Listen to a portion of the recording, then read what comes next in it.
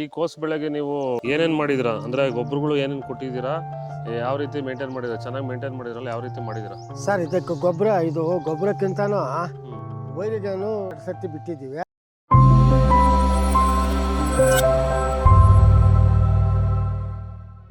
ನಮಸ್ತೆ, Shri Parisarama agri solution YouTube ಚಾನೆಲ್ಗೆ ಸ್ವಾಗತ. ವ್ಯವಸಾಯದ ಬಗ್ಗೆ ಹೆಚ್ಚಿನ ಮಾಹಿತಿಗಾಗಿ ನಮ್ಮ ಯೂಟ್ಯೂಬ್ ಚಾನೆಲ್ ಅನ್ನು ಲೈಕ್ ಮಾಡಿ, ಶೇರ್ ಮಾಡಿ, ಸಬ್ಸ್ಕ್ರೈಬ್ ಮಾಡಿ.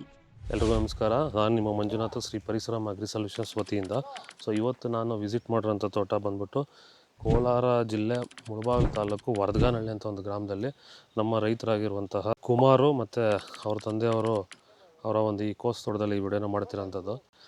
ಬನ್ನಿ, ನಮ್ಮ ರೈತನ ಮಾತಾಡಿಸ್ತೀನಿ. ಅವ್ರು ಯಾವ ರೀತಿ ಪ್ಲ್ಯಾಂಟ್ ವೆಲ್ ವೈರಿಗನ್ನು ಬಳಸಿದ್ದಾರೆ, ಎಷ್ಟು ಬಳಸಿದ್ದಾರೆ, ಮತ್ತು ಬಳಸಿದ ಮೇಲೆ ಏನೇನು ಅನುಕೂಲ ಆಗಿದೆ ಅಂತ ಹೇಳ್ಬಿಟ್ಟು ಆ ರೈತನ ಕೇಳ್ತಿರ್ಕೊಳ್ಳೋಣ. ವಿಡಿಯೋನ ಎಂಡ್ವರೆಗೂ ವಾಚ್ ಮಾಡಿ, ಹಾಗೆ ಬೇರೆ ರೈತರಿಗೆ ಇದನ್ನು ಶೇರ್ ಮಾಡಿ ಅಂತ ಹೇಳ್ತಾ ನಮ್ಮ ರೈತನ ಮಾತಾಡ್ತೀನಿ. ಬನ್ನಿ. ನಮಸ್ಕಾರ ಯಜಮಾನ್ರೆ. ಸರ್ ನಮಸ್ಕಾರ. ನಿಮ್ಮ ಒಂದು ಪರಿಚಯ ನಮ್ಮ ರೈತರಿಗೆ ಮಾಡಿಕೊಡಿ. ಸರ್, ನನ್ನ ಹೆಸರು ವೆಂಕಟೇಶ್ ಗೌಡ ಅಂತ, ಮುಳಬಾಗಿಲು ತಾಲೂಕು, ಆವಳಿ ಹೋಬಳಿ, ವರದಗಾನಹಳ್ಳಿ, ಕೋಲಾರ ಡಿಸ್ಟಿಕ್. ಓಕೆ.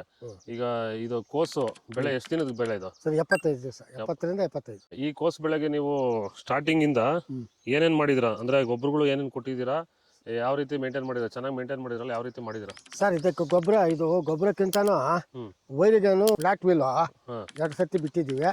ಆಮೇಲೆ ಗೊಬ್ಬರ ಸ್ವಲ್ಪ ಸಾಲ ಹಾಕುವಾಗ ಒಂದು ಮೂಟೆ ಹಿಂಡಿ, ಒಂದು ಮೂಟೆ 26 2 ಮೂಟೆ ಹಾಕಿದ್ವಿ ಅಷ್ಟೇ.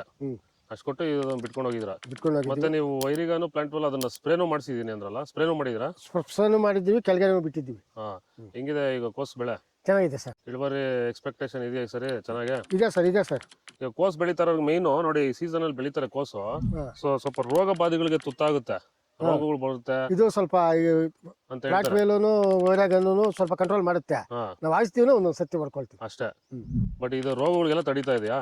ತಡೀತಾ ಇದೆ ಸರ್. ಹೆಂಗಿದೆ ಇವಾಗ ಬೇರೆ ರೈತರು, ಇವಾಗ ತರಕಾರಿ ಬೆಳಿತಾರಂತ ರೈತರು ಸುಮಾರು ಜನ ಇವಾಗ ಬೇರೆ ಬೇರೆ ತರಕಾರಿಗಳು, ಈ ತರ ಕೋಸು ಮತ್ತೆ ಎಲೆಕೋಸು, ಹೂಕೋಸು, ಬಳ್ಳಿ ಬೆಳೆಗಳೆಲ್ಲ ಬೆಳಿತಾ ಇದಾರೆ.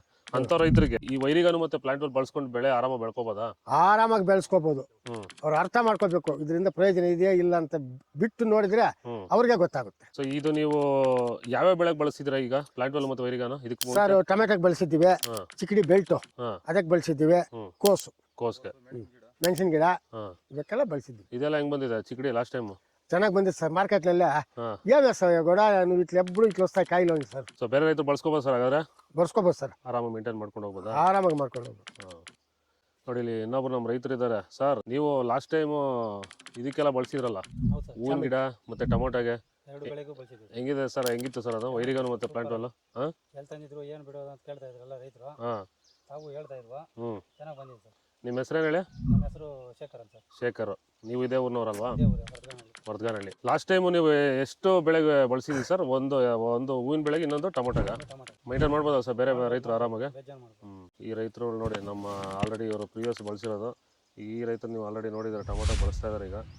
ಪ್ರತಿಯೊಬ್ಬರು ಈಗ ಈ ಊರಲ್ಲಿ ಆಲ್ಮೋಸ್ಟ್ ಗೊತ್ತಿರೋರೆಲ್ಲ ಬಳಸ್ತಾ ಇದ್ದಾರೆ. ನೋಡಿ ಸರ್, ಇವಾಗ ನೀವು ಅಬ್ಸರ್ವ್ ಮಾಡಿರ್ತೀರಾ ಸರ್, ಈಗ ಹೂಕೋಸ್ ಬೆಳೆಯೋರು ಸರ್ ಈ ರೀತಿ ಎಲೆ ಬಂದಿರೋದು ನೋಡಿದ್ರ ನೀವು?